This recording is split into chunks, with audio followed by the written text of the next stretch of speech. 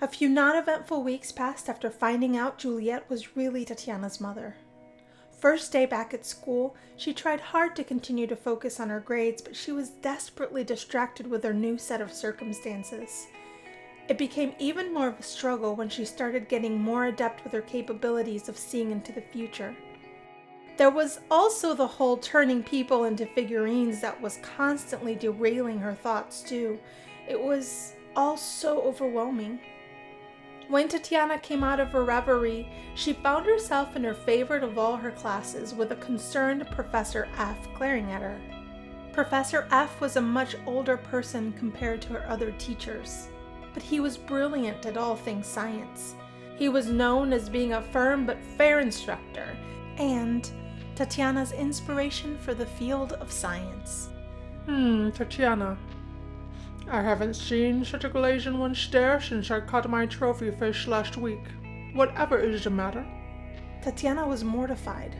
He singled her out in front of her peers and quietly responded, "Oh, nothing, Professor F. I'm good." Professor F noticed Tatiana's discomfort with the attention and reverted his attention to the new student in the classroom. Our very own transfer student from Spain will be giving us an oral report on copper. Most of you have already met him since he has been with us for several weeks, but before you start, young man, please tell us a little more about yourself. The transfer student stood up confidently and took residence in the front of the classroom. He was odd, beautiful, and strangely mellow for a student, Tatiana decided. She studied him intently, his mannerisms, his accent, which was beautiful by the way, and his attire. These superficial things truly meant nothing to Tatiana. However, they all led to the core of a person in a way. See, generally speaking, a high-maintenance person will wear nothing but name brands and the like, while a humble person would not. But this new guy was not your average student. He wore better than average clothes, but seemed incredibly down to earth and relaxed. One would think with beauty like his, he would constantly be showing off his muscular frame and luxurious hair by tussling it for sheer attention. But he didn't. The entire length of time he stood in front of the class, he was confident yet humble. The new kid's voice was like aloe on a wound, cool, refreshing, and exotic. Hello to everyone. My name is Enrique Flores. I am from España. No, I do not have a lisp. It is how we speak the language back home. The gaggle of hens called the female populace of the class giggle unabashed. He continued.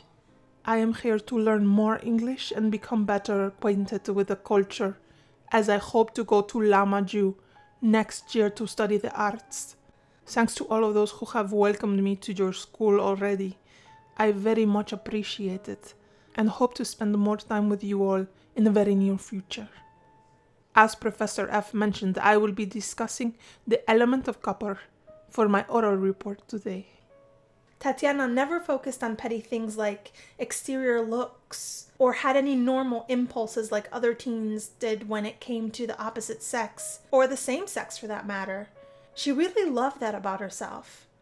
The dictionary would categorize Tatiana as a demisexual, though why people need to be categorized at all was always beyond her. Yet, understanding herself is what makes Tatiana that much more focused on her long-term plans. Even still, if you pressed Tatiana long enough, she would have told you that Enrique was by all rights the most handsome person she had ever laid eyes on, and well, every girl in school thought so too. Maybe it was the way he rolled his tongue with every word that had an R in it. Maybe it was the way he gained a dimple on his cheek when he searched for words he was clearly translating before he spoke them. Whatever it was, he was, simply put, damn sexy. Tatiana, for the first time ever, never paid attention to a word said in front of the science class.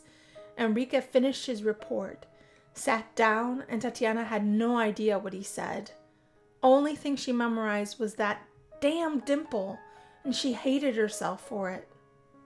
Professor F continued. Very well. Welcome again. Where were we? Ah, yes. Ecological succession. Curiously, Mortimer was sitting next to her the entire time Enrique did his introduction, and Tatiana barely even noticed. He leaned her way during Professor F's lecture with a, "Hey." She thought to herself how she needed to be more aware of her environment. Tatiana put her focus back to the front of the class, not before quickly asking, "Hi, how have you been?" I've been better. I was hoping to talk to you after school. Would you mind? Professor F interrupted them both. I have a better solution.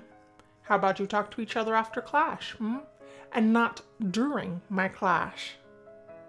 Tatiana stammered, embarrassed. "Oh, Professor F, please, Professor F was deeply concerned about Tatiana's behavior as of late. She was acting weird with missing school for an entire week, not having kept up with her assignments, not even asking for makeup work. Now she's distracted by the opposite sex and talking in class. No, Professor F thought quickly to himself.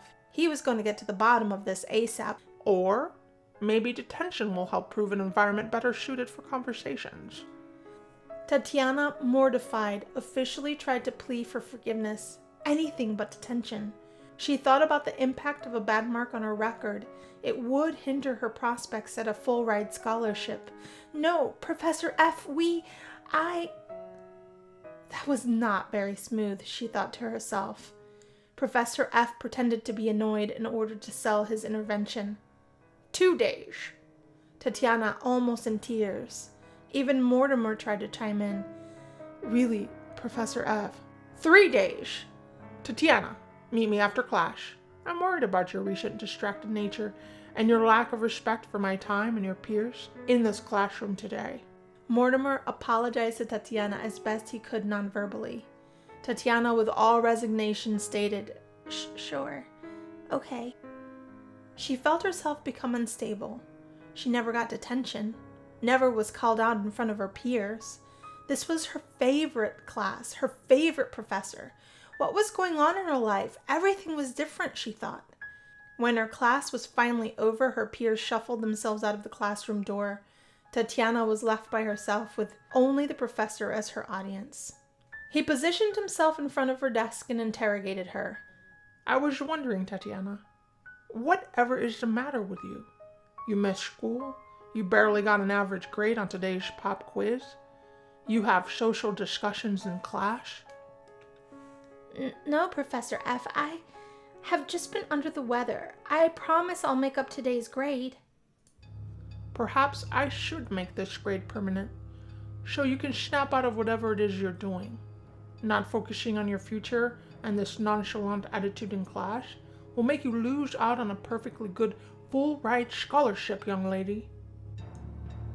She did not take the advice lightly. She felt overwhelmed, defeated, and lost complete control of all her emotions. Just like she felt she was losing complete control of her life and plans for her future.